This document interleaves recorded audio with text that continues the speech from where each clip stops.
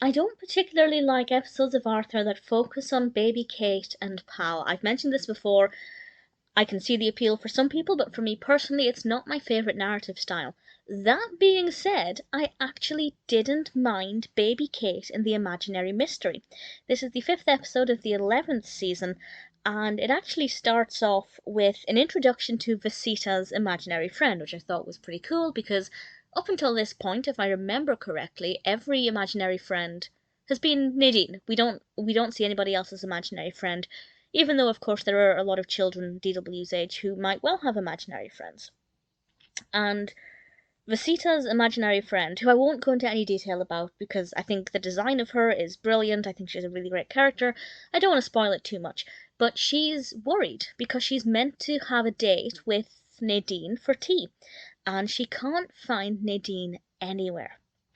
I believe she hasn't seen her in 3 days, and she asks Pal's help and various other characters, including Nemo, which is rather adorable, to help her try and find out where Nadine is. Of course, baby Kate can only do so much, but Pal being a puppy dog can... Pal never grew up, did he? He never stopped being a puppy.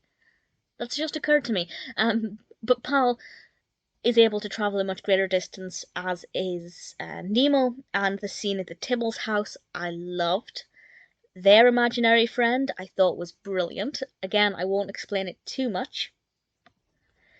And I was genuinely curious about where Nadine was and what had happened to her. And of course, I'm not going to spoil any of that, but because there was a quite strong element of mystery here, it was something that kept me engaged, and I didn't really mind the whole Pal and Kate perspective on this occasion. It's also quite sweet because every now and then there's a suggestion that DW's not necessarily thinking about Nadine as much as she used to, maybe suggesting that she's starting to grow up and doesn't need an imaginary friend the way she might have done when she was younger and, not going to kindergarten and not having real friends, which is obviously just part of the passage of time for a child, but I thought it was rather sweet. An episode that, surprisingly, I quite enjoyed. It's never going to be a favourite, but actually, there was a lot in this that I liked.